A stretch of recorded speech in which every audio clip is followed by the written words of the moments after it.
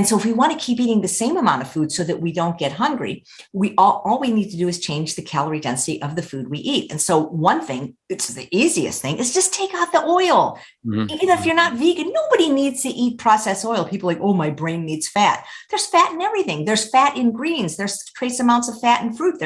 Oats are almost 20% fat. If you want to eat fat, eat it in its whole form, like nuts, seeds, and avocado. But nobody needs to be having something that's 4,000 calories a pound. Mm-hmm. To me, that's like the most ridiculous triumph of marketing over science, that anybody in our species or any species needs a processed oil that's not found in nature, that's had its vitamins and minerals and phytochemicals and antioxidants and fiber and water stripped from it. It makes no sense. So if people just stop the oil, I bet you they'll see weight loss, even if they did nothing else. I'm Rip Esselstyn, and welcome to the Plant Strong podcast.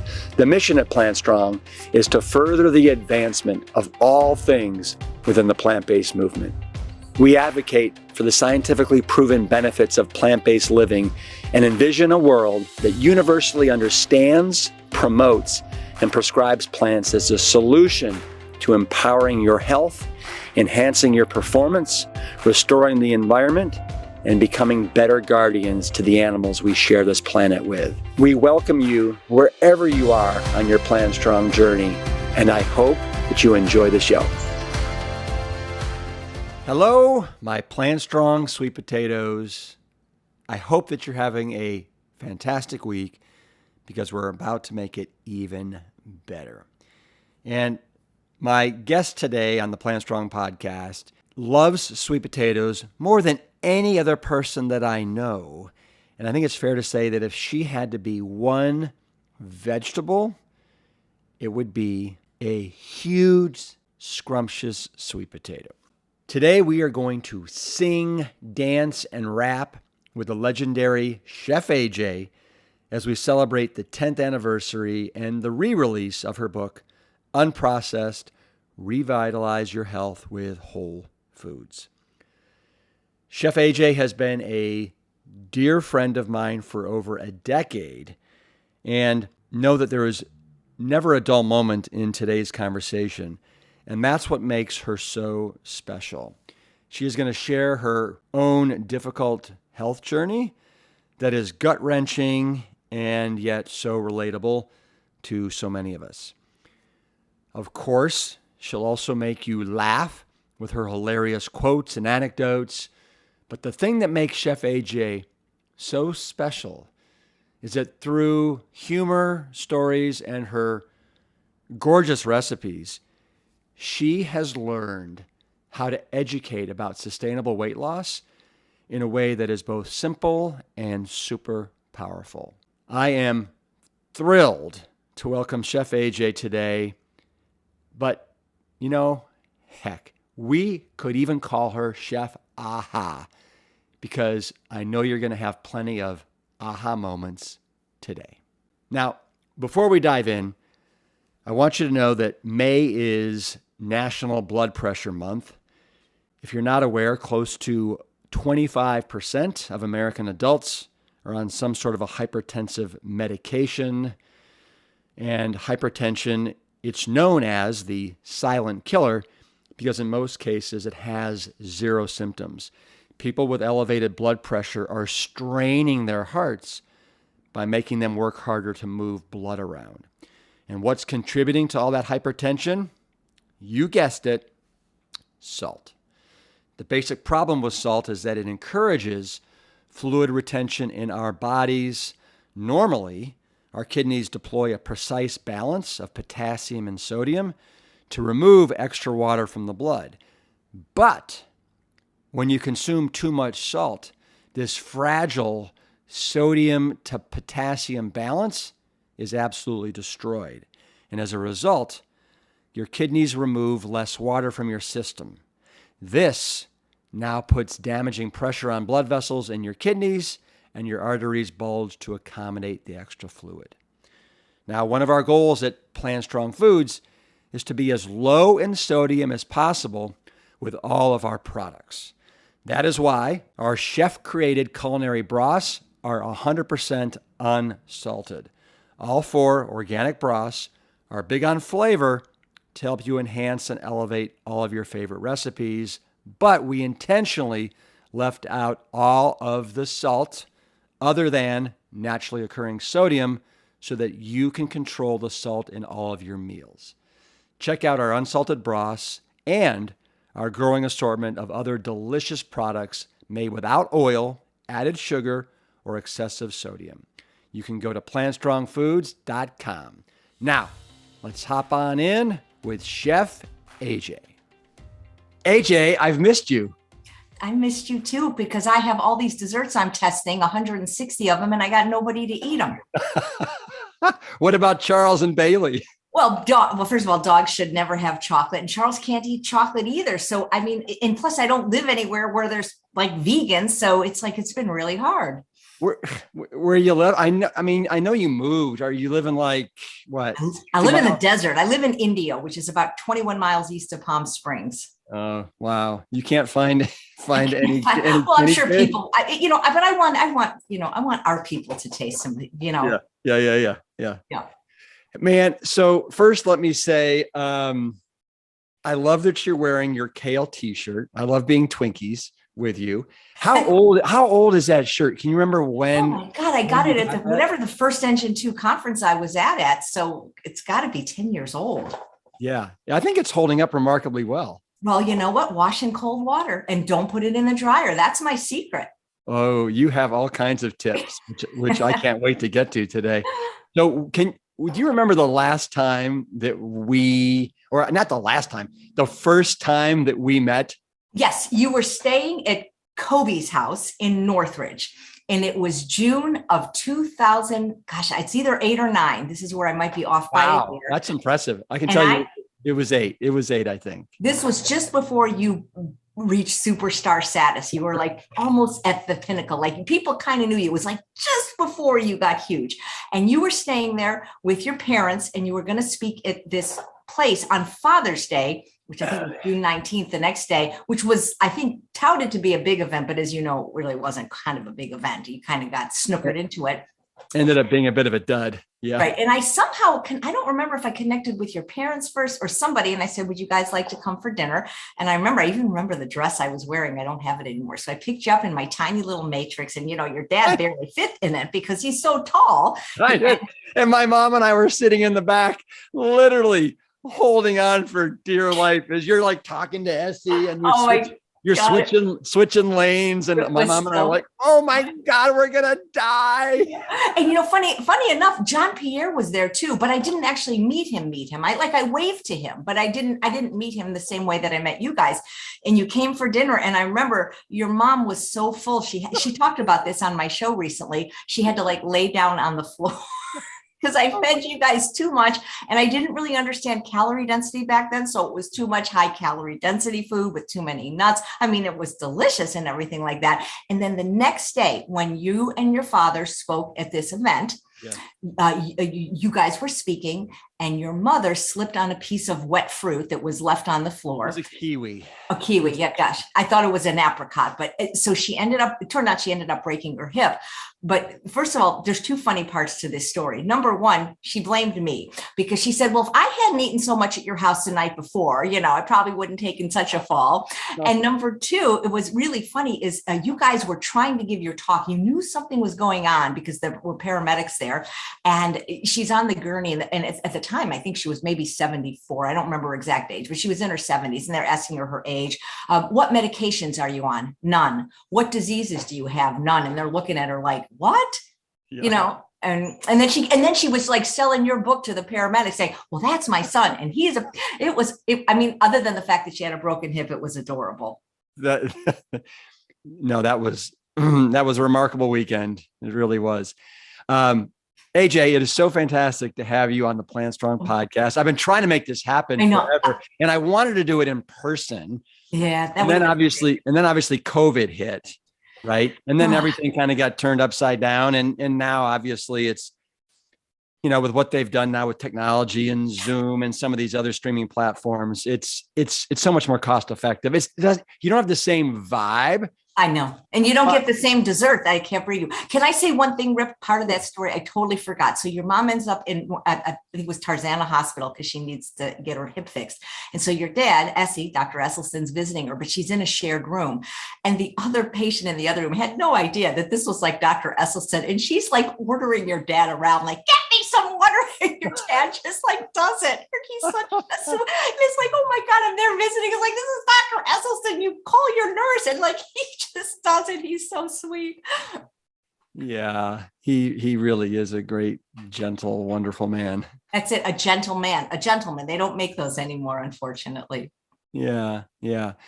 Well, I can't believe, speaking of superstardom, I can't believe how far you've come since we met in 2008, 2009. And the fact that, you've got, I don't know, 3-4 books under your belt, you've got ebooks, you've got weight loss programs, you've got this, you've got TV shows that you've done.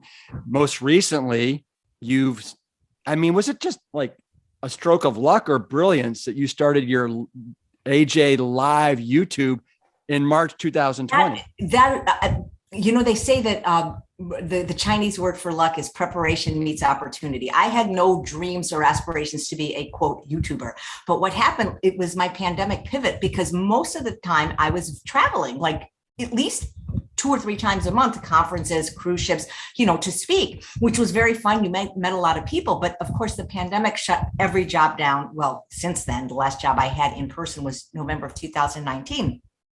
And I'm not very good with technology. And I had gotten this new technology called Restream that allows you to stream multiple places live at the same time: Twitter, Facebook, and YouTube.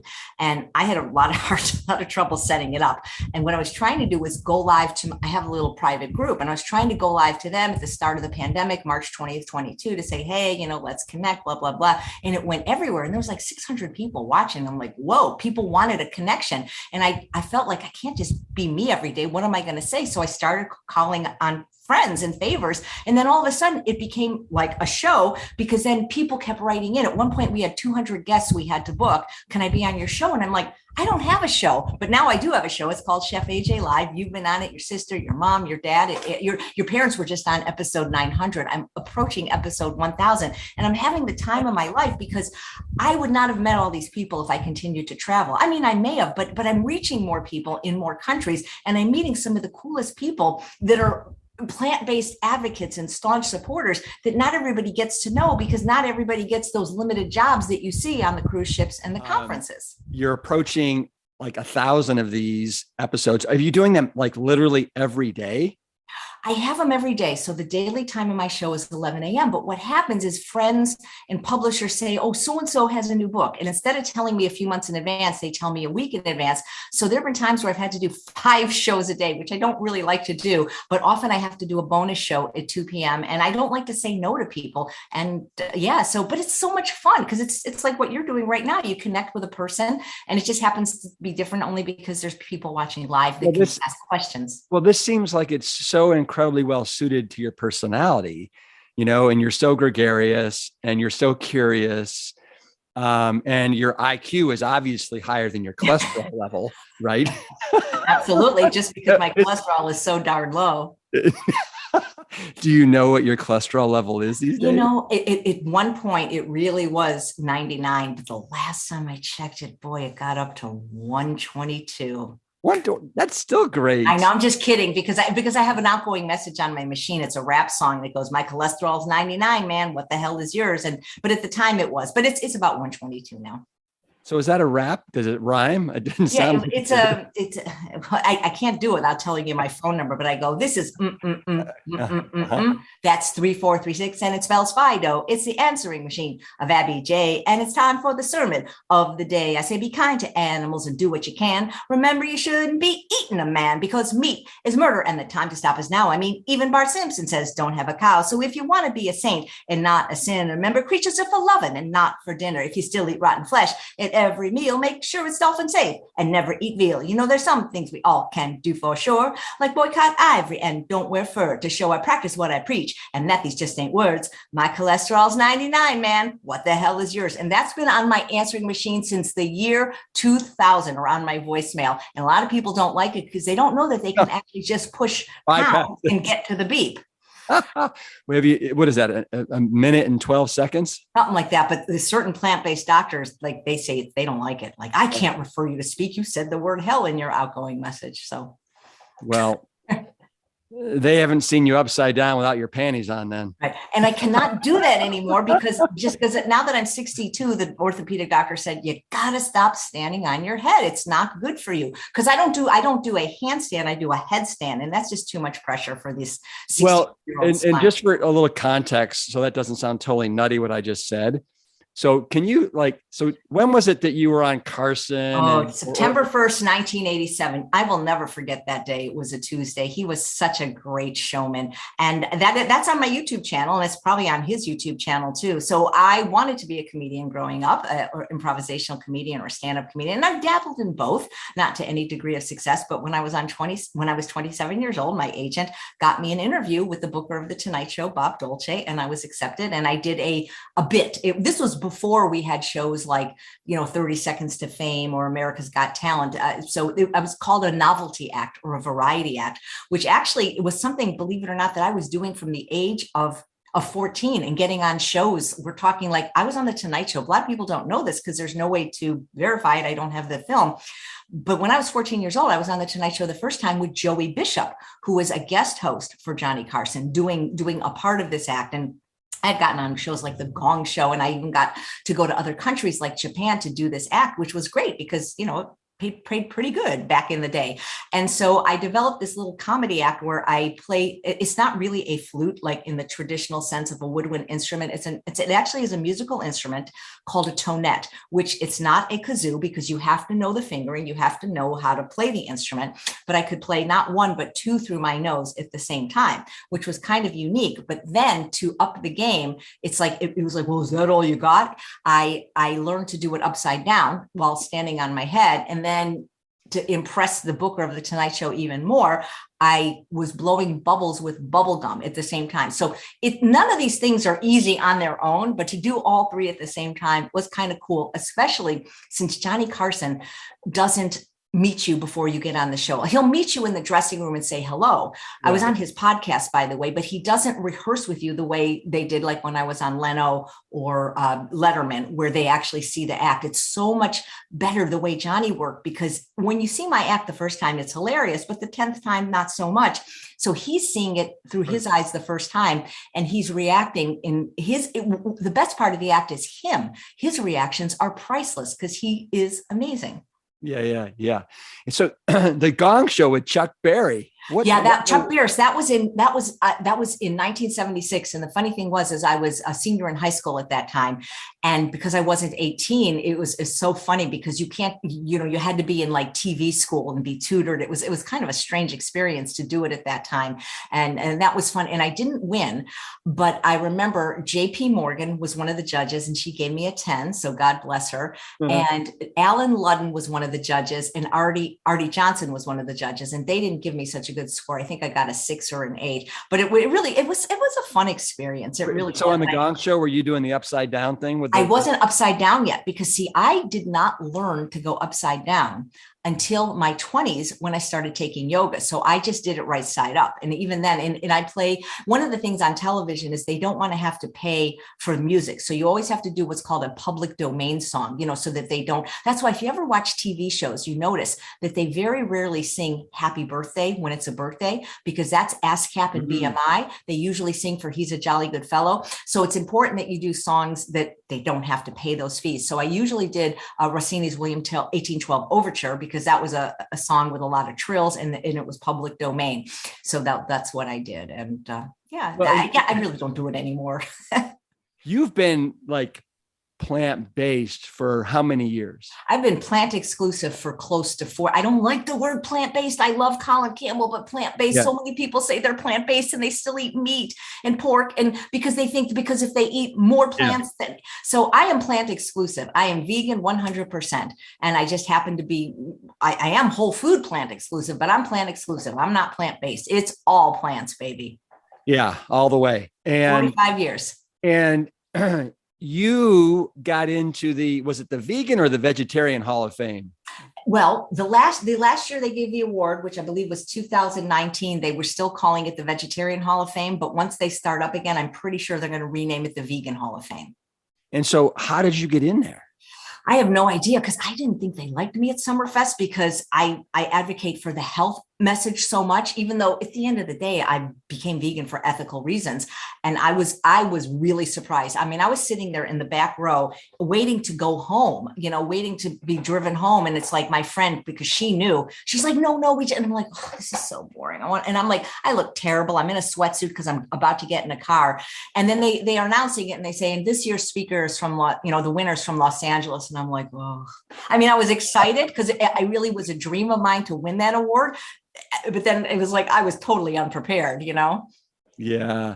But it was really a nice award because, I don't need everybody to know who I am or even love me or admire me, but to win, what's that saying? Win the approbation of your peers, or, because that's really what my life's been about, is helping animals and being vegan. And that was an acknowledgement that just by not eating them for 45 years, I've helped quite a few, I think.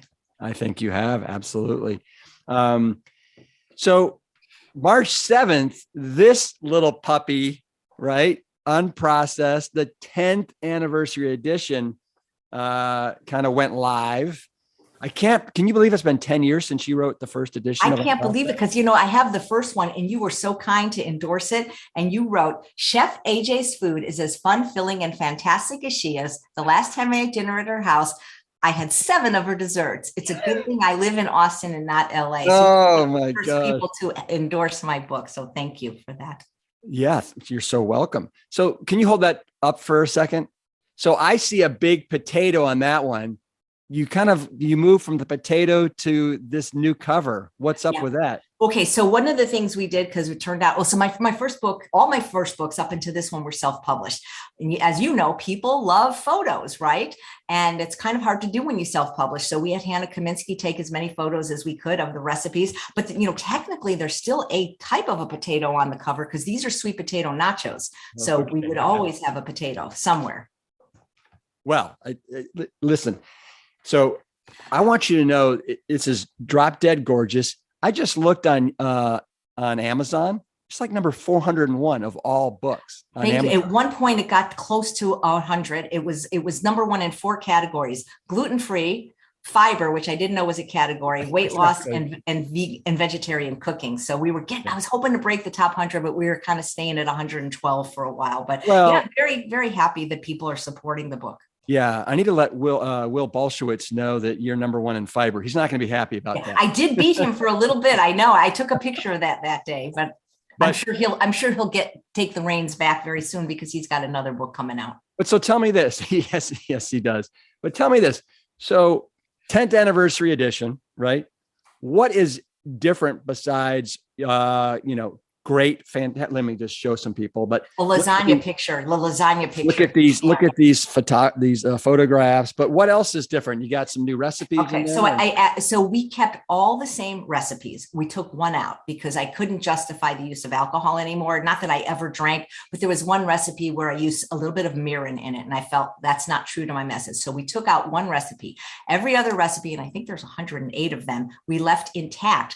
But what I did, because as you know, I used to be 50 pounds heavier when I first met you, basically from eating nuts and not understanding calorie density. I wasn't eating junk food.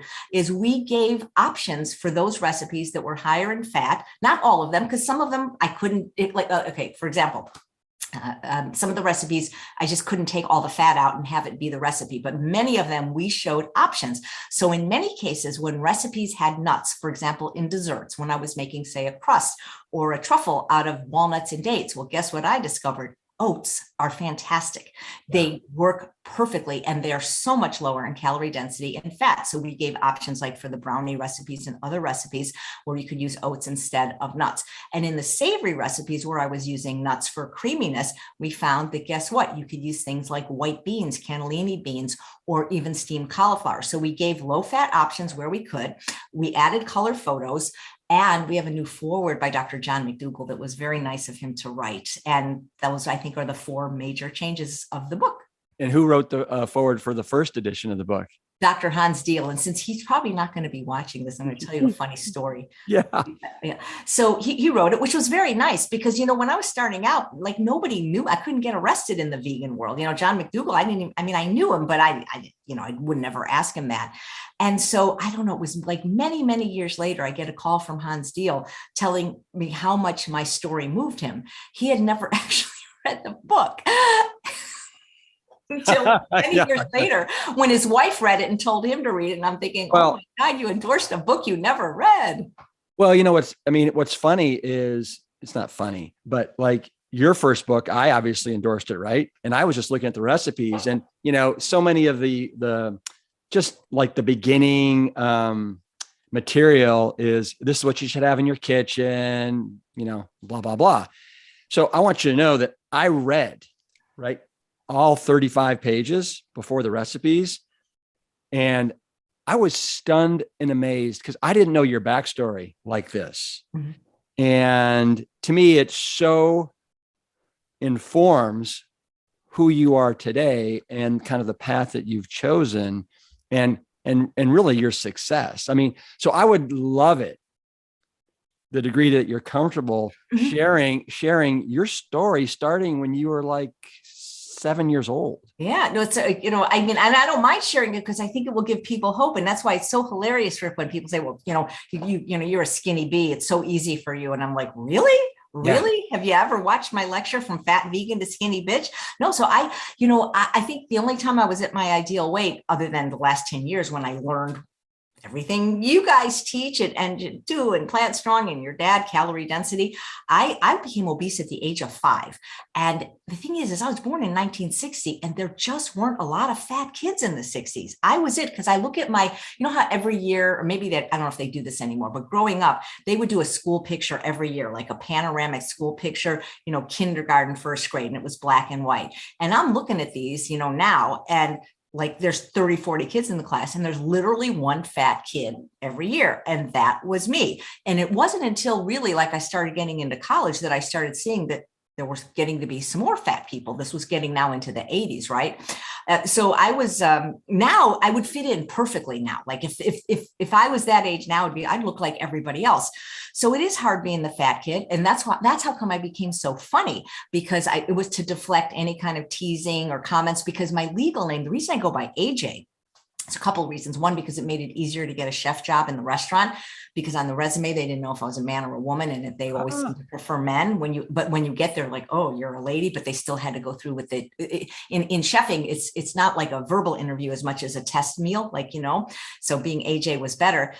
But my legal name, Abby, everybody called me Flabby Abby. And I hated that growing up, and it hurts and that kind of, and things like that. And so that was tough. And, I didn't get asked to my senior prom. Well, I actually asked the guy, a friend, like an older guy, a guy that had already graduated last year, just so I could go. So, it's not like my life was like this bed of roses growing up, being fat. And so I struggled a lot. And it wasn't just with my weight, but I had an eating disorder. And everything I had, it was before we had the information on how to really help people with it. So when I got anorexia, they did not. Well, I don't even know if how they treat it now and if it's any better. But basically, when I became anorexic, like they considered that a mental diagnosis and they lock you in a mental hospital. Like in a mental hospital, I'm not bashing mental hospitals, but it's not like you're in a ward with other anorexics. I mean, there are people there that are like, there was an arsonist there, for example. I mean, like, it's not like a fun place to be, and the way they treated it back then was, well, either you eat or we tube feed you. It was like, it was just deplorable, the kind of treatment that I had to undergo. And so it was just easier to eat and gain enough weight just to get out of there. And the problem is I didn't know what to eat. And, just being vegan or plant-based is not enough, because if you're eating crap, you're going to have health consequences, whether it's vegan crap or non-vegan crap. Crap is crap. Yes. But so I get that. I mean, another part is that I had no idea, like, for example, about your father, like, abandoning Yeah. and then you having to go and live with your aunt Yep. for like about 2 years. That And was a blessing. Actually, sometimes when stuff is happening to you, you think it's like the worst thing. But then when you look back, it's like, thank God. In my father's defense, he was kicked in the head by a horse, which made him violent and psychotic. Now, that doesn't mean he was a nice person before that, but I only knew him when I knew him. And so it was kind of a good thing that he abandoned us, because living with him for the first 11 years was really, it was like imagine mommy dearest. It was like daddy dearest. So that actually turned out to be a good thing, because I went into a loving home with an aunt and uncle who've since passed away, that took me in and they were my legal guardians. And that's really how the seeds of being Chef AJ were created, because my aunt was Swiss. She was born and raised in Geneva. My uncle met her while he was attending medical school there. And so her mother lived with us, and the mother didn't speak any English, but she was a cordon bleu chef. She had a 5-star restaurant in Switzerland. And I watched this woman make dinner every night, like from food. I mean, it wasn't vegan, but Rip, she used food. You know what I'm saying? Like, there was no processed food in the house. Like, she would go either to like a farmer's market or this nice store called Gelson's, and she would buy things like leeks, and she would make like recipes from food, not like today, like not Hamburger Helper. And it was just amazing what she would create. And like, it was amazing. The food was really quite delicious. And so it always piqued my interest in cooking that way, from ingredients, real ingredients. Yeah. What a blessing. Absolutely. And so then I'm just trying to like remember, but so then you're after like 2 years of living with them, you went back with your mother. Yeah. And then did you start cooking on your own? I did. I remember I gave my first formal dinner party at the age of 14. Now I was living with my mom. She had subscribed to these Time Life recipe books. And I loved cooking. And I mean, it wasn't vegan what I made at 14. I didn't become vegan until 17, but I remember the menu. It was stuffed Cornish game hens with apple chestnut stuffing and a bourbon caramel mousse. And I can't remember what the vegetable, but I mean, I remember sending out invitations. It was so much fun. I mean, I love cooking because it's like arts. To me, it's like arts and crafts. Like, I'm sitting in my office, and I'm not a very good artist, but I pretty much painted everything in here. Pictures of cooking to me is fun because you get to make stuff and you get to eat it. So it doesn't take up room on your. So is it fair to say you love to cook? Well, I love to create, but right now, like, if I had to do it every day in a restaurant, I wouldn't love it, but I love to create. Like, I love it. Like, Thomas Allen from California Balsamic was breezing through last week, and he said, let's do a video. And I'm like, I don't really have anything in the house. And I love being put on the spot like that, like an Iron Chef. And I made this orange sesame glazed tofu, like from 3 ingredients. So that's what I love to do. But as far as like a production job, like at a restaurant, that I don't love that, but I love to cook for myself and my husband and friends. And I think I like to bake even more, because I don't know, people seem to love dessert, and you can get them in with dessert, even if they're not vegan. Like, desserts can get people in. They sure can. And you were the executive, like, dessert chef at a restaurant for a while. I wanted some chef experience for my resume because I didn't really know what I was going to do. But Santé Restaurant, which was on La Brea, right up the street from Pink's Hot Dogs, it's now closed, but I was a pastry chef there for, I think, 4 or 5 years. And again, it was a test job where I just made them stuff. So they didn't care that it was vegan, to be honest. It wasn't a vegan restaurant. I mean, they just wanted desserts that taste good. And they had a lot of celebrities that came in there. And yeah, so that was kind of fun, because desserts don't give you the same pressure as like an executive chef, because it's not like somebody's waiting for that minute. Like, you have a little bit more breathing room and time. And I got my own little kitchen to cook in, and I could make my own hours. And that's where that famous German chocolate cake was created, because it was actually because of Dr. Deal. He's like, I need a German chocolate cake. And I'm like, I don't know how to make one. And I figured it out. And so even back then, I wasn't using oil. Like, they didn't know and they didn't care, but they noticed like there was all this oil, and they go, oh, good. We're saving money. She's not using up all the oil. I was using applesauce, which is much cheaper, for example. Yeah. And speaking of desserts, So one of the differences, you move desserts to the back of the recipe. I forgot about that. That was a mistake. I guess. Yeah, I didn't realize back then I was such a food addict. And I used to, in the original version, I said, life is uncertain, eat dessert first. You're right. And that was, yes, we moved the dessert chapter where it belongs, to the end. And, one of the desserts was in honor of your dad. I don't know if you know about hockey pucks. The hockey pucks that were originally called Essies. That's right. But then at our house for dinner that night, Ann Wheat from Millennium Restaurant said, you can't call them Essies. These look like hockey pucks. And that was because I had heard that your dad liked to eat Reese's peanut butter cups on New Year's Eve. And I wanted to give him a way to do it without the sugar. And, that was completely vegan. And yeah, those are fun. I'm actually making them tomorrow. Yeah. Yeah. I don't think my father's still doing it, but for probably a good decade there on New Year's Eve, he would usually down, 8 to 12 Reese's peanut butter cups. And I don't know if you remember or not, but President Clinton told David Letterman that story on the Letterman show. That's hilarious. Yeah, it was hilarious. So you've also written, the secrets to ultimate weight loss. Yes. And so I want to talk about food. I want to talk about, your secrets to ultimate weight loss. Tell me this, if somebody is sitting at home right now and they're 50 pounds overweight, what do you recommend? Like, what's the best way to start? Read our shirts, kale. And it doesn't have to be kale, but truthfully, just start adding in more healthy food, especially food of a lower caloric density, like vegetables, like fruits and vegetables. Well, now let's do a timeout for a sec.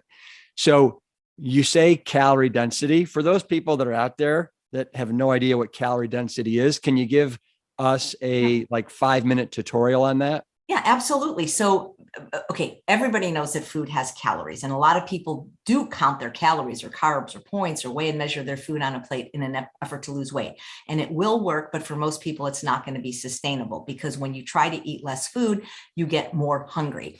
If you understand calorie density, and again, this is from the work of Dr. Barbara Rolls at Penn State University, who did hundreds of articles in the research medical journals about this. Calorie density simply means calories per pound of food. It doesn't require you to count calories or even measure or understand that maybe half a cup of blueberries has this many calories or a cup of rice has this many calories. You only have to know what's called the average calorie density of a few major food groups. And these food groups vary in calorie density from about 100 calories per pound, which are non-starchy vegetables like kale and just about every vegetable, to 4,000 calories a pound, which is oil, all oil. So there's a 40-fold difference in the calorie density of food. And I love how Dr. Doug Lisle has often said, people are not overweight because they eat too much food. They're overweight because they eat too many calories, because our ancestors evolved at a calorie density of about 700 calories per pound. But now, because of processed food, we didn't always eat processed oil. The calorie density, average calorie density of what people are eating is much higher than what the species evolved at. And so if you want to lose weight without going hungry, you need to understand calorie density, because what Dr. Rolls discovered in her research lab at Penn State University, where she studies human eating behavior, is that human beings eat a consistent amount of food per day by weight. And she calls it volumetrics, right? Right, volumetrics. So we eat in order to not be hungry, we each eat about 3 to 5 pounds of food a day. Now, you're very athletic, you're a guy, you probably eat more pounds than me, but all of us, without knowing it, because she studied this with children, she studied this over and over, we eat a consistent weight of food. And so if we want to keep eating the same amount of food so that we don't get hungry, all we need to do is change the calorie density of the food we eat. And so one thing, it's the easiest thing, is just take out the oil. Mm-hmm. Even if you're not vegan, nobody needs to eat processed oil. People are like, oh, my brain needs fat. There's fat in everything. There's fat in greens. There's trace amounts of fat in fruit. Oats are almost 20% fat. If you want to eat fat, eat it in its whole form, like nuts, seeds, and avocado. But nobody needs to be having something that's 4,000 calories a pound. Mm-hmm. To me, that's like the most ridiculous triumph of marketing over science, that anybody in our species or any species needs a processed oil that's not found in nature, that's had its vitamins and minerals and phytochemicals and antioxidants and fiber and water stripped from it. It makes no sense. So if people just stop the oil, I bet you they'll see weight loss, even if they did nothing else. And I've actually run that experiment on my husband unknowingly once, and he did lose weight. And he's like, I've got cancer. I'm like, no, I just so that's calorie density, is to eat foods that are lower in calorie density. And, on the back of my book, I have this chart, and you could get it online. I could even send you a PDF. But basically, the foods that are lowest in calorie density: fruits, vegetables, whole grains, and legumes. These are the healthiest foods on the planet. These are whole foods that are found in nature, and they have a calorie density of less than 600 calories per pound or less. But what else is significant is they contain fiber and water together intact. And when you have fiber and water in a whole plant food, you create what's known as bulk, and bulk contributes to that feeling of satiety. And when you reach satiety sooner on fewer calories, you're less likely to overeat. But a lot of people are familiar with those 3 stomachs. There's a slide in a lot of talks where they show if you put 400 calories of oil in, you don't even see it because it doesn't activate the stretch nutrient or calorie receptors. If you put chicken or cheese in, it fills the stomach a little bit more. But unless you're willing to fill your stomach with whole plant food, because our stomach holds about 1 liter of food, about 4.22 cups, you're going to feel hungry. But the good news is these plant foods that are lowest in calorie density are also the foods that are highest in nutrient density. So it's just a win-win situation. And these are the foods that our ancestors ate throughout most of human history. The problem is that most people are eating the majority of their calories, something like over 90% of them, from animal products, which are a much higher caloric density, and processed foods, flour, sugar, oil, which is a much higher caloric density. And the problem is these foods have no fiber and water. And when you don't have fiber and water, you're never going to feel full. You're always going to overeat on calories. So when somebody is overweight, they're eating a diet that is too calorically dense for their genetics. That's brilliant. Brilliant 5-minute explanation. Thank you for that. And in Unprocessed, you talk about when you were consider yourself fat, you had 4 food groups: sugar, flour, oil, and caffeine. Yeah. Right? Or candies, cakes, cookies, pies, and ice cream. Exactly. That's, because I was vegan for ethical reasons. So I wasn't even, that's the whole thing. And the people that don't believe in food addiction, I just don't get it, because that's all I ate was caffeine and sugar. How many people at the age of 43 need a Coke Slurpee just to get out of bed? That's a problem, Yeah. I just have to go back to that first statement that you made, that you heard from Doug Lisle, and I've heard it as well, but I think it just bears repeating. And is that people don't become overweight because of how much food they eat. It's because of how many calories they eat. Wow. That's really powerful. Right, because one of the things I love about Dr. Rolls' book, because first of all, so many people in the plant-based movement use calorie density. And Dr. Dean Ornish had written a best-selling book, I believe it was around 1980, called Eat More, Weigh Less, which is exactly the definition of calorie density. And Dr. John McDougall wrote another best-selling book, McDougall Program for Maximum Weight Loss, again, based in the principles of calorie density. But what attracted me to Dr. Rolls' work was the pictures. And that's why when I do a presentation, I use a lot of pictures, because when I saw that for the same amount of calories in a 1/4 cup of raisins, I could have 2 cups of grapes. It was like, whoa, I want to be able to eat more food. It's going to be more satisfying. It's going to be more filling. And that's when I really started researching it and started interviewing her. And it's just, calorie density is a game changer. Once you understand it, or even if you don't understand it, if you're willing to execute it in your life, it's crazy how much food you get to eat when you understand it. So I get to eat more as a slender person than a heavy person. And when I teach at these spas like Rancho La Puerta, where they give these tiny spa portions, and then I'm like tiny and eating these huge plates of food with salads and vegetables and fruit, because people, it's not their fault. It's not taught in school. We should teach calorie density instead of the memorization of the historic battles that occurred, because it really is a game changer. It's like the best thing that I've ever experienced. It is. And there's so many cool different ways of trying to illustrate to people what calorie density really is, so it really sinks in.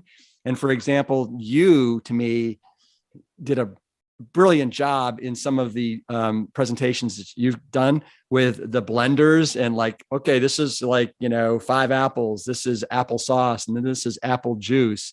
And then you're like, whoa, that's pretty powerful. It's amazing when people see the visuals, they kind of start to understand it. One of the things that always stuck in my mind is, because you said, what if somebody's 50 pounds overweight, what do they do? Well, first of all, you can be 50 pounds overweight on a vegan diet. I was, but it's very hard to be 50 pounds overweight if you're on a calorically dilute, unprocessed vegan diet. You know what I'm saying? If you're not eating tons of Ezekiel bread and nut butters and processed oil and restaurant food. So the first thing I would say to people to do is, because nobody likes the idea of giving anything up, people just don't like that concept, is to add in more healthy food of a low calorie density, which is particularly vegetables. One of the things Dr. Goldhammer said that always stuck in my mind is he would always say, show me an overweight person and I'll show you someone who is unwilling to eat enough salad and steamed vegetables, because the caloric density of vegetables is so low that if you don't want to just eat them. You need that starch for satiety. But if you just include them in every meal, like half your plate, vegetables or salad, or start with a salad or vegetables, adding in those high nutrient, calorically dilute foods first, you start to fill your stomach, you start to activate the stretch receptors and the nutrient receptors, and you still want to eat the good stuff, the potatoes, rice, and beans, but you're diluting the overall calorie density of the meal. Soup is a perfect example, because soup, especially because of the high water content, it's just, I don't know. And when people can get it, they're like, oh my God, you get to eat so much. Like every meal is Christmas. It's like, my husband doesn't eat the same way as me because he's really skinny and he eats like tons of nut butter sandwiches. He just can't keep weight on. But I look at the amount of food he eats, which is so small. And I look at the amount of food I eat, which is like so big. And then, satiety actually begins with the eyes. When we see large volumes of food, we expect to be satisfied. That's why these weighing and measuring programs that give you 17 ounces of food per meal, 7 ounces of vegetables, it's like, you're going to be hungry. That's what I love about the in-person conferences, because we can talk about this all day, but it's when I'm in person and people see, oh yeah, she really can eat me under the table. That's right. That salad should have its own zip code. It's that big. You have 7 C's to weight loss in the secrets to ultimate weight loss. You want to share like a couple that you think are really important for people? Well, yeah, the 7 C's to success. Well, I think the first one is commitment, because without some kind of a commitment, I don't think you're going to succeed at anything. So, well, can I stop you there then and just say that, you talk about, there's a woman that she was an acting coach of yours or teacher that said, how bad do you want it? That's right. Joan Darling. Yeah. And so like, is that what you mean by commitment? Like, how bad do you want it?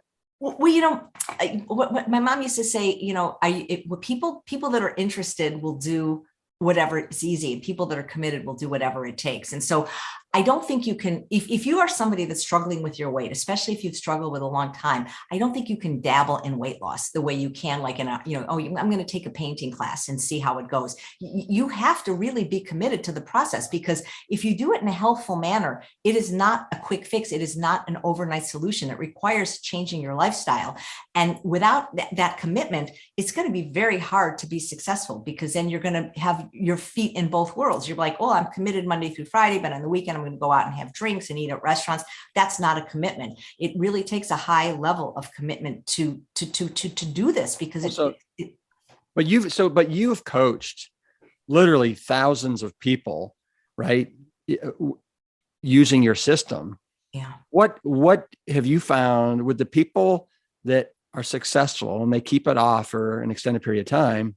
What's your definition of commitment? What does that look like?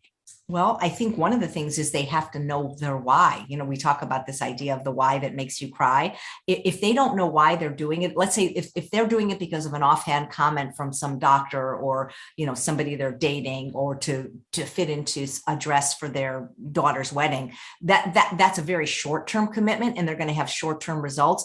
But usually they need something more that's going to keep them going when they reach a plateau or when they have a bad day. And often it's a health scare. It's often because they don't want to live in a state of debility or disease, or get their legs amputated, or lose their sight. So I think having a strong why, the why that makes you cry, because weight loss is doable, but for most people, apparently I'm learning it's not that easy.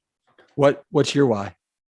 Well, I don't like to be in pain. And for me, what happened is when I broke my knee at the age of 49, and I was working as a pastry chef, standing many hours a day, and then the knee would swell up and it really hurt. And I went to the doctor, and, he wanted to do surgery. And that's my number one fear, is surgery and anesthesia. It was like, I was literally willing to do anything to be out of pain, even eat healthy, even eat vegetables for breakfast. So that was my why, because and people say, oh, you're too thin. It's like, well, too thin for who? When you have a deranged knee like that, your doctors want you on the leaner side to avoid surgery. So I'm at the perfect weight for me. And my BMI is almost 20, so I don't know how I'm too thin. But my why is, because the minute I get a little bit of knee pain, it's like, oh yeah, now I remember why I'm doing this. I don't want to have surgery. And I also read that you hate hospitals more than funerals. Oh my God, hospitals. Oh my. And I used to volunteer in one there. You just don't go to a hospital, stay out of the hospital. So and I don't know how many years ago it was now,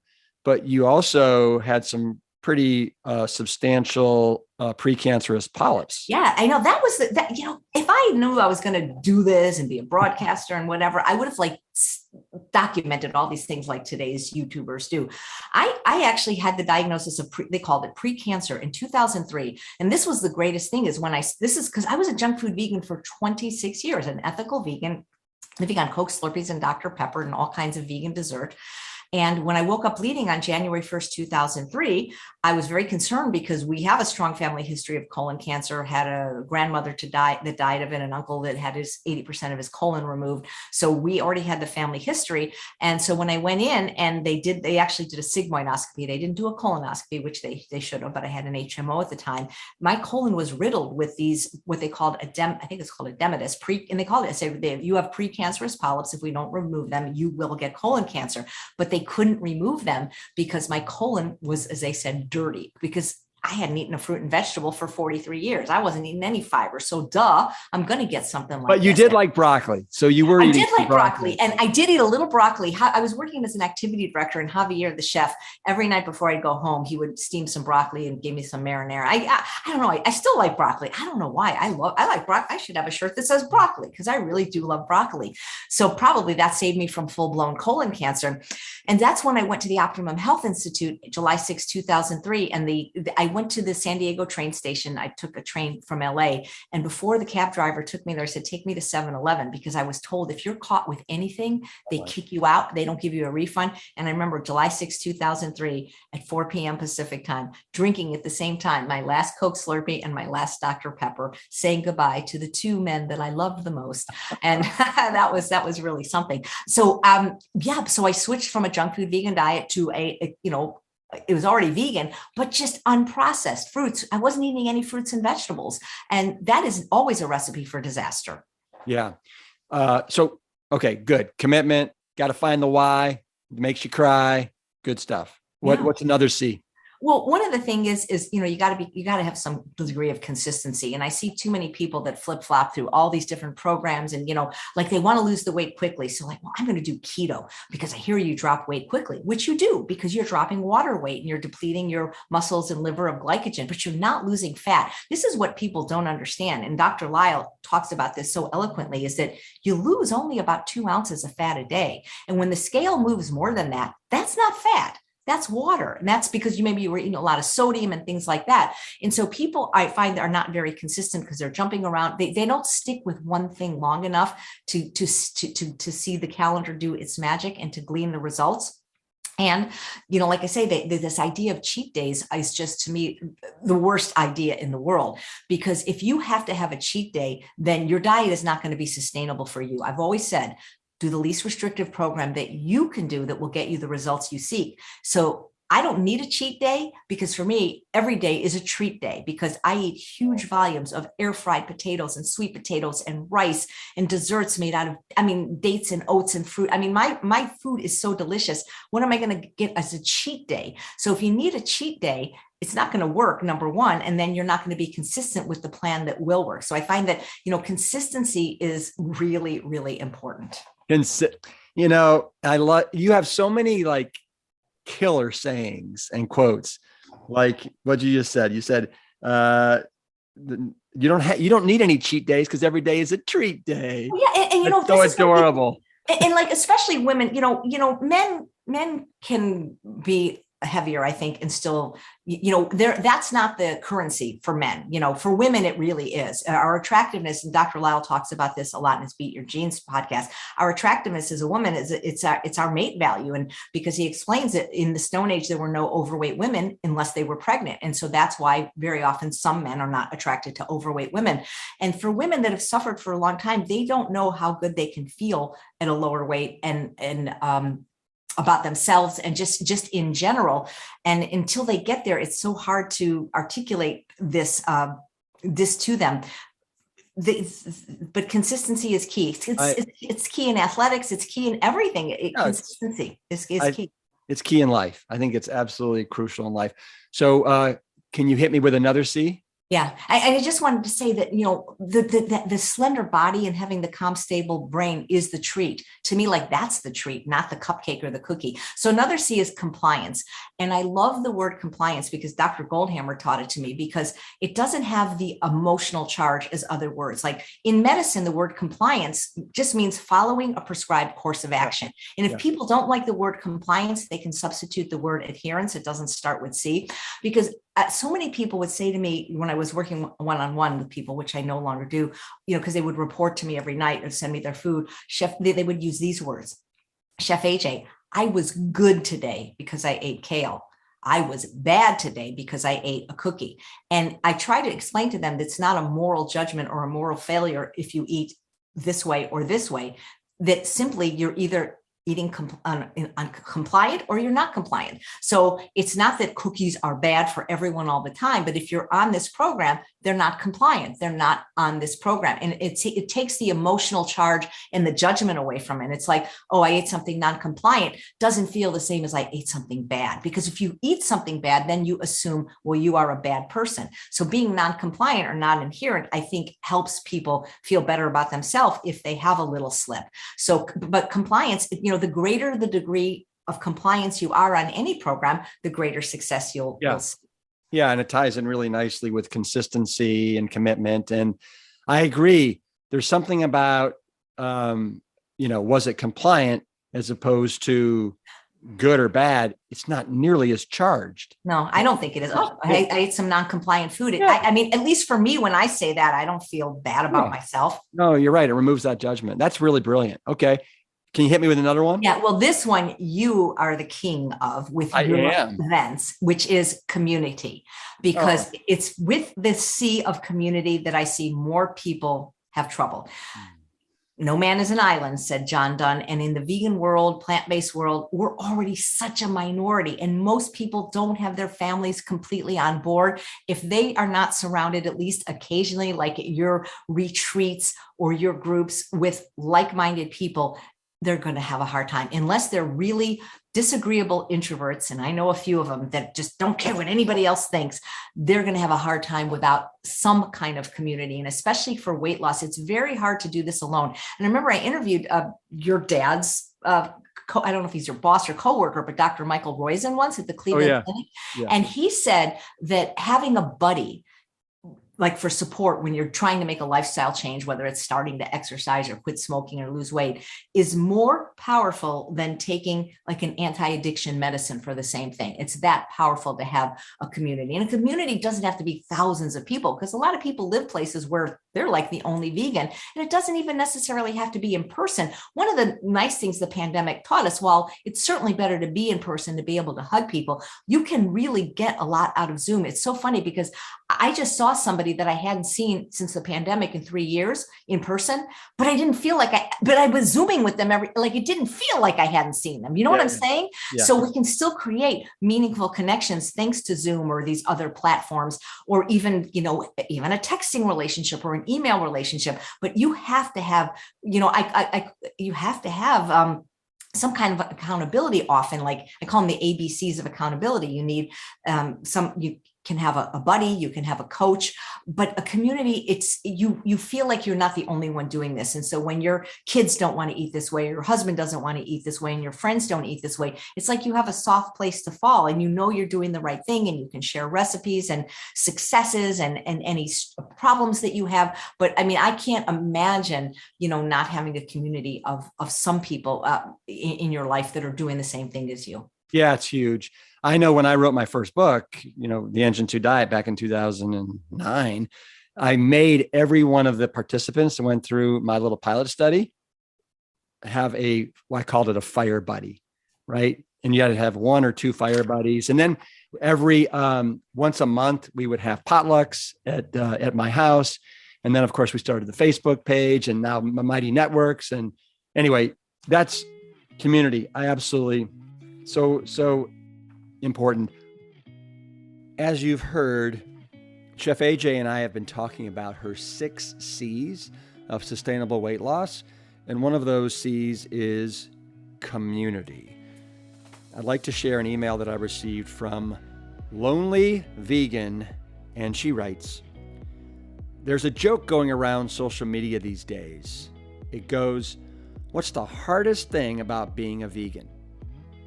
It's not talking about being a vegan." It's sad because it's true.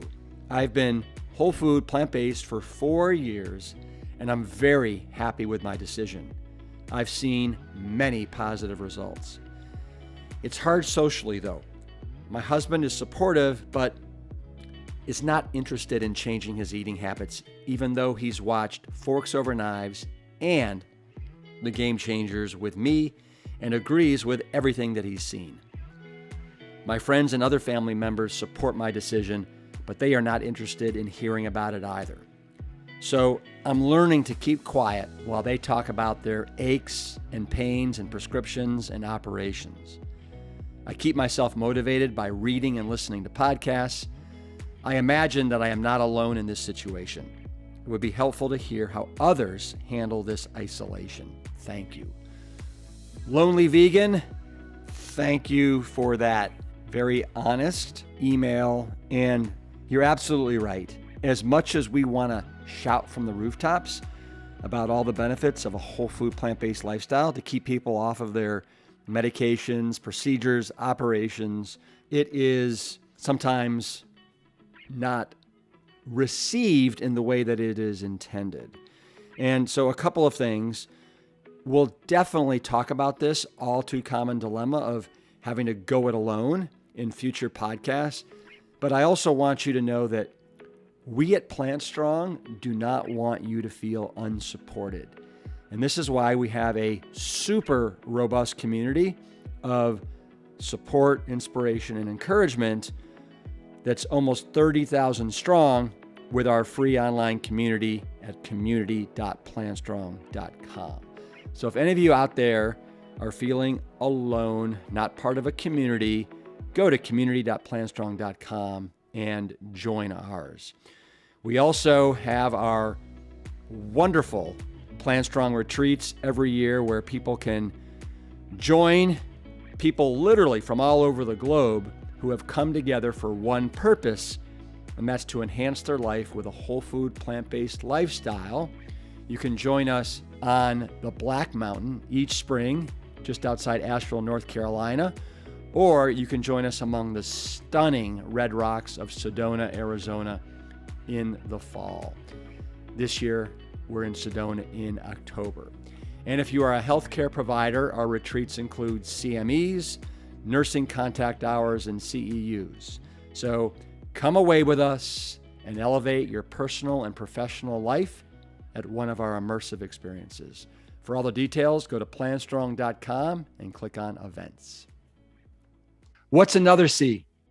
Well, I changed it when I wrote the book, because when I used to give this lecture in person, one of the C's was continuing education, which I still think can be really important, but we changed it to cooking. And by cooking, I don't mean you have to be a 5-star chef, but you've got to have some basics.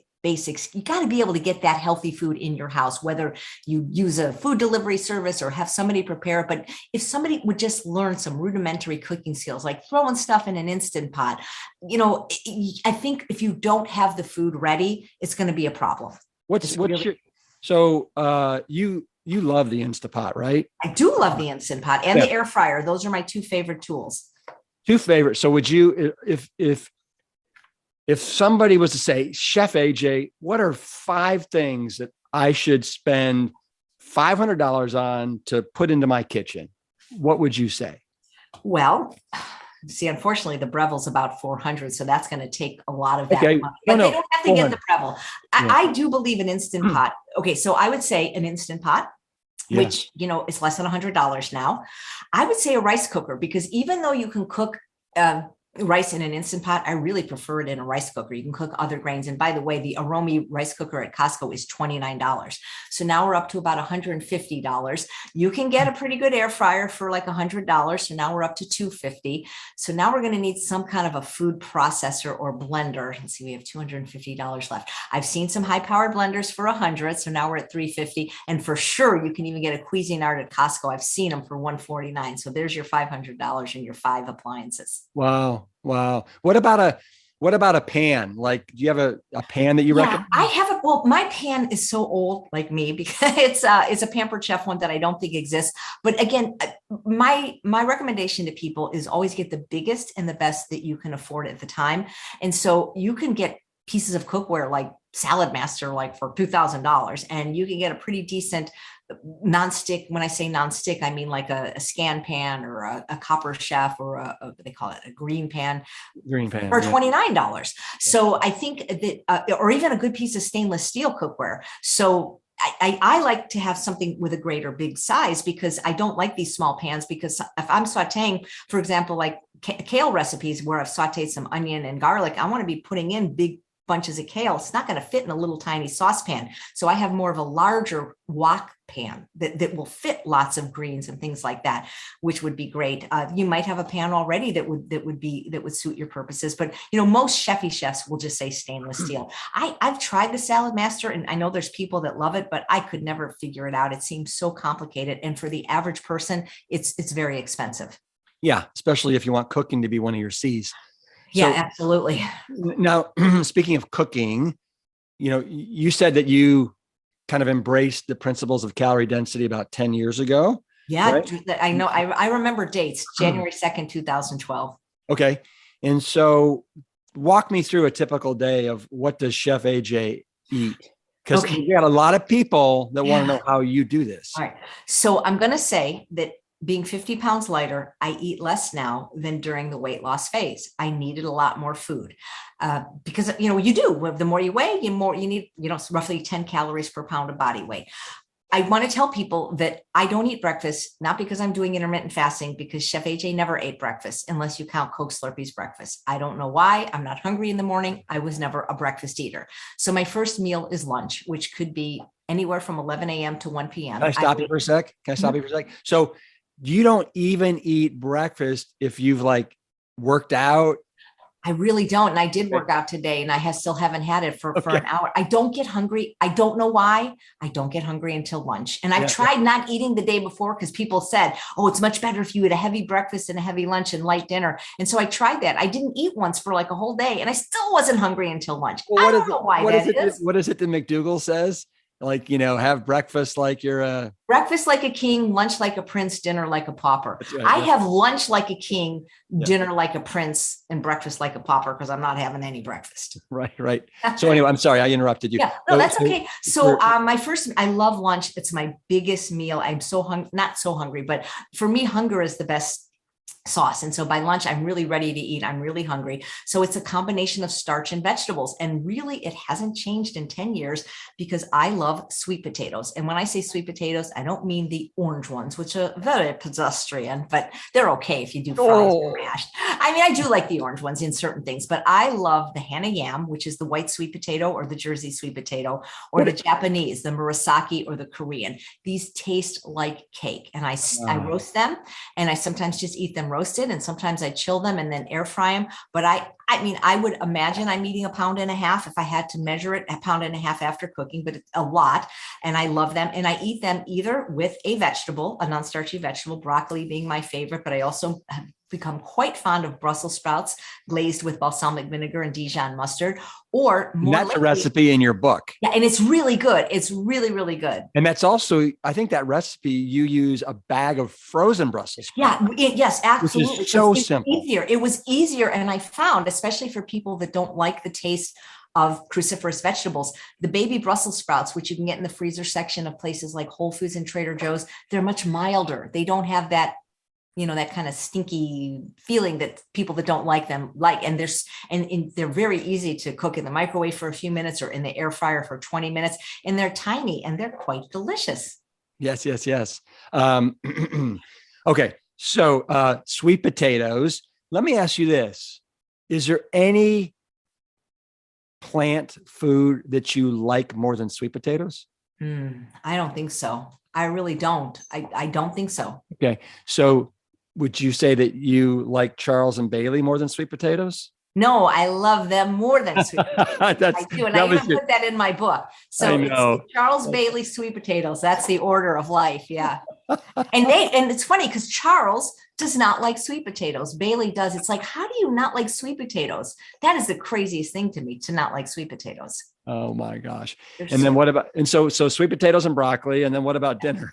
Yeah. Well, but sometimes I eat a chopped salad. That's really been really fun for me because I developed TMJ last year. And so a lot of chewing was a little hard. And so we started making these chopped salads where everything is chopped really finely. We have our greens, we have carrots, purple cabbage, green cabbage, and Charles uses this tool and it makes it really easy to eat. So I love that. So sometimes I'll eat that with the sweet potatoes. So dinner is honestly a recipe from my book. And so last night from this book, we had the sweet potato enchiladas, but I was too lazy to roll the enchiladas. So I did it casserole style. And that was really delicious. Tonight we're having tostadas made with Spanish rice. And I don't know what book that's in. It's probably on YouTube. We often just have steamed vegetables and rice for dinner.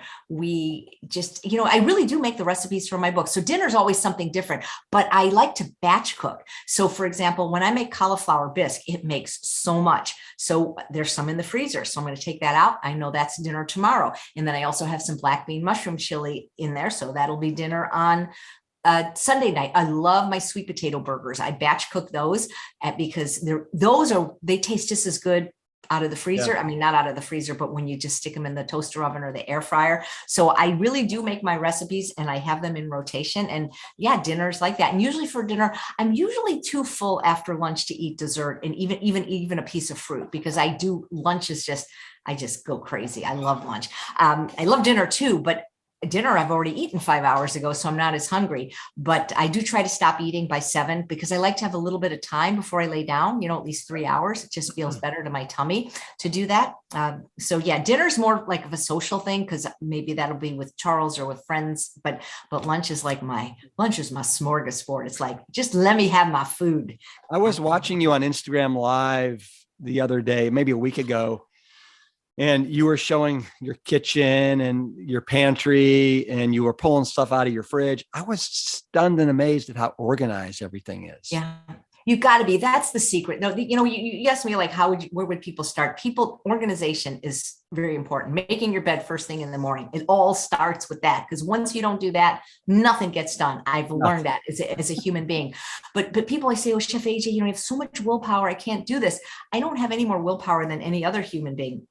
But I am organized. And by that, I mean, I have a clean environment, meaning I don't keep junk food in my house and I always have healthy food ready. So guess what? When somebody's hungry, the only options in my house are healthy food.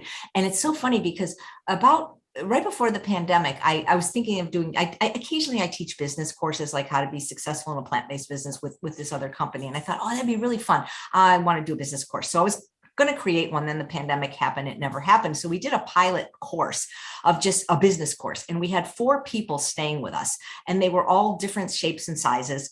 And I fed them because it was just too much trouble to have to go out. So I gave them all their meals while they were here. And they were here over a period of Saturday, Sunday, Monday, Tuesday, in 9 days. And they just basically ate what I ate. And they're like, oh, you're feeding us too much. Oh no, there's dessert. And by the way, dessert in my world is like an apple pie made out of oats and apples and dates, or, a jam bar made out of oats and bananas, things like that. Yep.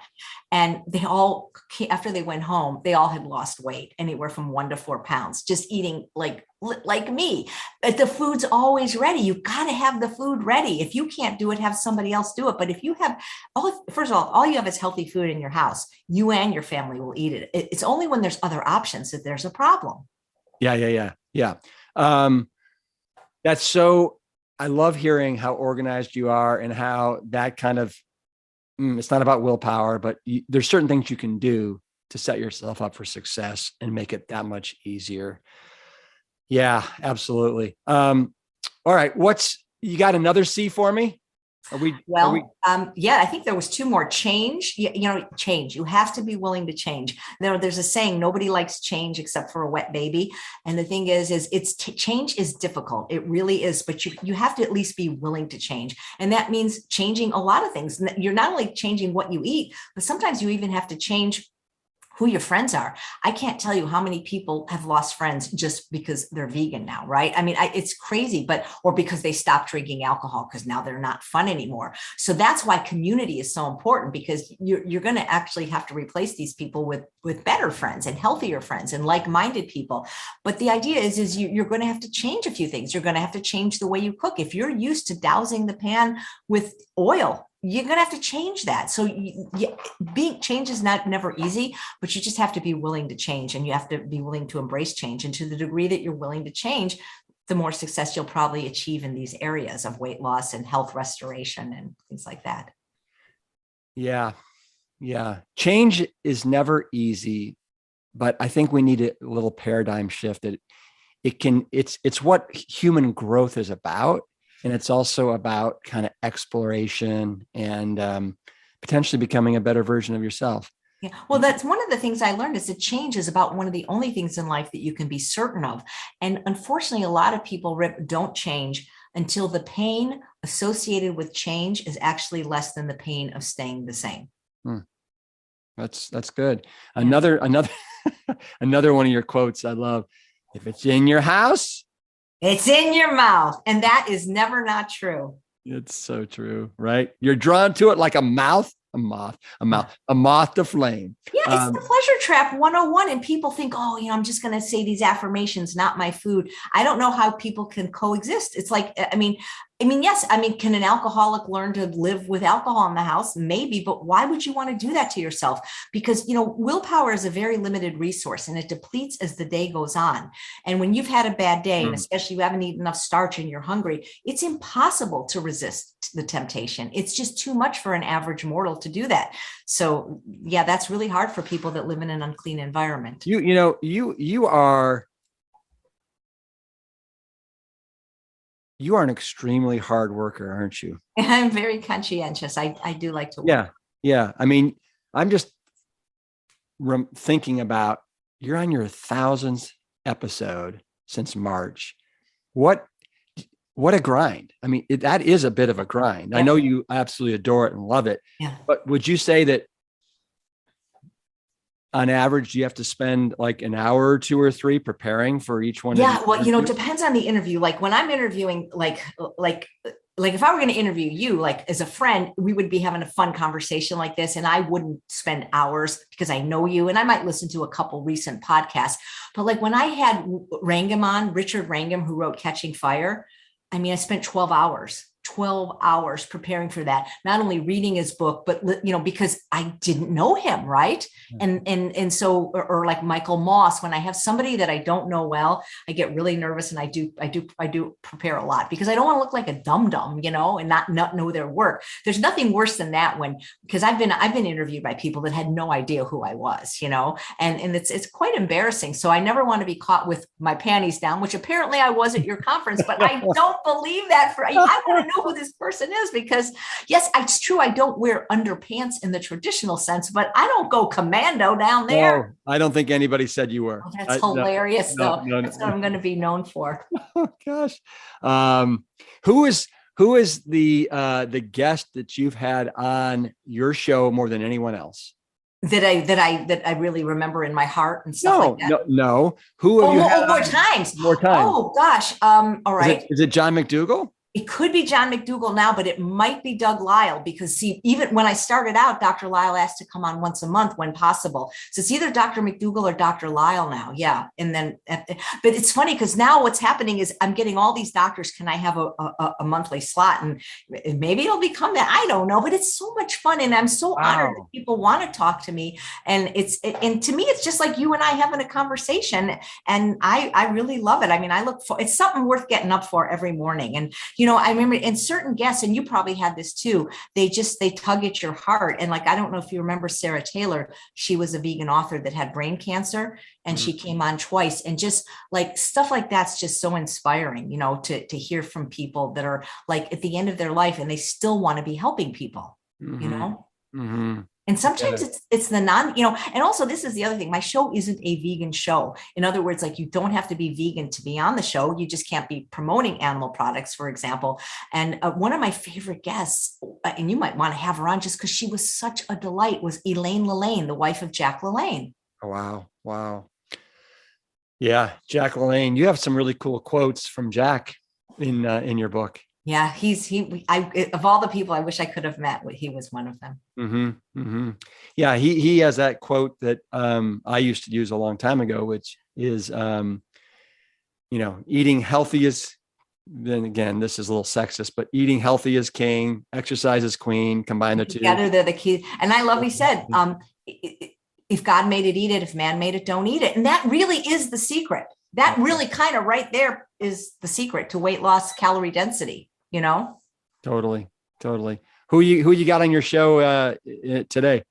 Today is a doctor that I've never met, Michael Edelstein, but he's vegan and he does something called 3-minute therapy. So that should be interesting. I love that I don't meet them. I do like Johnny Carson because a lot of guests like, can we jump on a call or can I come on early? And I go, no. I mean, because sometimes if I do that, magic will happen before.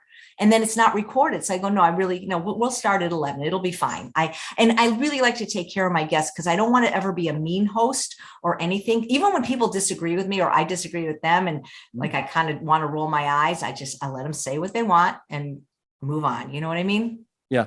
Do you have help? Do you have production help or anybody? I wish, I wish I could just take it to the next level and have a theme song. I have my husband, but nope, it's just us right now. So that's good. So it's you and Charles and Bailey. Yeah. Bailey doesn't really do very much. And Bailey, it's so funny because I don't really understand super chat donations, but somebody gave me a bell that I'm supposed to ring anyway. So it scared Bailey. So then somebody sent me another bell. It's less scary to Bailey, but that still scared her. So now, I've got a bell that says that's Bailey's job in the show is to that's a bit of a pitiful bell right there. Before I let you go, I want to talk about just some so a lot of people want to know how to season their food. Do you have I know you love Benson's and you're a big Dylan Holmes has Your World spices that are completely SOS free.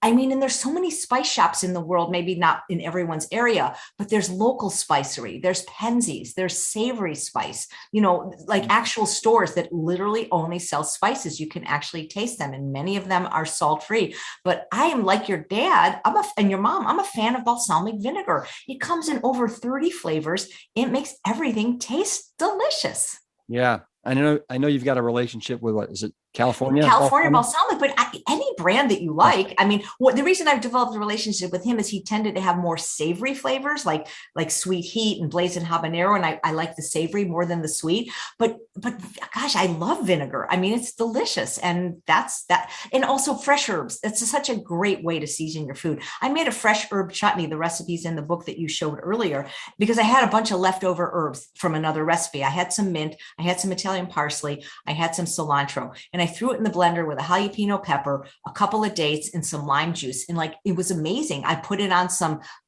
pasta that was made out of kohlrabi, and it was delicious. Herbs and spices, roasted garlic. Food does not have to be bland and boring. It can have as much flavor as you want, but spices I think spices are the spice of life. Yeah. So, one of the signature dishes in all of my cookbooks is the raise the roof sweet potato lasagna. What are 2 or 3 of your most popular recipes that people are screaming for? Okay. So I know that your lasagna is good, but I want to have a cook-off with you one day. Okay. With mine. That's one thing I actually want to do like an Iron Chef. So that's one of my, but that's Chef AJ's disappearing lasagna. Yeah. And that's one of my most popular. And so I teach at a spot in Cacate, Mexico called Rancho La Puerta, hands-on cooking. And the recipe that is always a showstopper that we do in every class, even though every class has to be different, is the stuffed mushrooms. And that's the one that your mom ate like 13 of them. And that's why she got so full, because we didn't do the low fat version with the garbanzo beans. We did the high fat version with the pine nuts. And that one, everybody likes, regular eaters, sad eaters. So the pesto stuffed mushroom is one. And, pretty much all the desserts. I don't know which one would they. What about the hail to the kale? Well, that one was actually sold at Whole Foods for a while in Pasadena when they had a Chef AJ designated salad bar. So that was really, really popular. But, like the chocolate desserts, like the mini chocolate mousse tort. And that's just nuts and dates. I mean, yes, nuts are calorically dense, but if there's no flour in it or sugar, and people do like that one quite a bit. Yeah. Do you ever go out to eat at like Sharky's or something like that? Isn't there Isn't there an item on the menu? Yeah. So that was a funny story. In 2010, when I broke my knee, I was going for swimming rehab at Valley College. And as I would get so hungry being in the pool for 2 hours. So I'd go to Sharky's and they'd always make a mistake. I'd come home, there would be salmon in my burrito or cheese. And I finally gave up, and the CEO contacted me. Came to my cooking class. I explained that organic and vegan are not the same thing. So they created something that for 10 years was on the secret menu, the Aj Burrito, which then became the Aj Bowl and the Aj Plate. Unfortunately, in the desert, we don't have a Sharky's. I know the last time I was there, I went to Sharky's and I had the Aj burrito. It was awesome. It's delicious. It's broccoli and beans and rice and pico de gallo. And I was clueless. I had no idea. And I was staying with the Nelsons, Jeff and Sabrina and the twins. And that's where we went. We had a delicious meal. I know. And I get nothing from that except they're using my name, but I'm so happy because it really is yummy. Yeah. Yeah. Is there a difference between garbanzo beans and chickpeas? Same thing. It's like, is there a difference between green onions and scallions? As far as I know, they're the same thing. Yeah. Yeah. AJ, it is so fantastic to see you. I am so thrilled with just, where you've landed. You've got your own place, you got your own show. You're just changing people's lives left, right, and center. It's a beautiful thing. If people want to know more, where can they find you? What's all your info? Well, my website is my name, chefaj.com. But if you show up on YouTube 24/7, any day of the week at 11 a.m. Pacific time, I'm going to be live with somebody. And I got your mom and your sister booked for August already for their next book. Yeah, that's great. That's great. And you got over 150,000 followers on your YouTube channel. It was the pandemic because it wasn't that high, and it just kept, it's growing slowly and steadily. It's fantastic. Thank you. Huge success. 10th anniversary. Unprocessed. What a great name. So plant exclusive, Chef AJ, unprocessed. Delicious. All right. Hey, will you do the sign off with me? Yep. Peace. Engine 2. Keep it plant strong. Plant strong, baby. Yeah. Kale, yeah. Yeah. Eat your damn kale.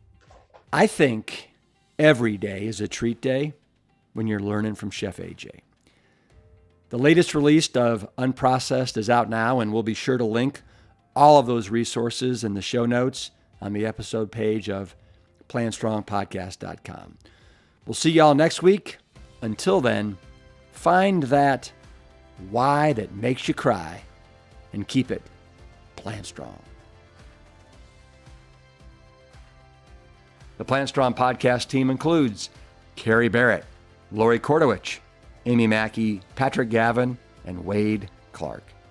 This season is dedicated to all of those courageous truth seekers who weren't afraid to look through the lens with clear vision and hold firm to a higher truth. Most notably, my parents, Dr. Caldwell B. Esselstyn Jr. and Ann Cryle Esselstyn. Thanks for listening.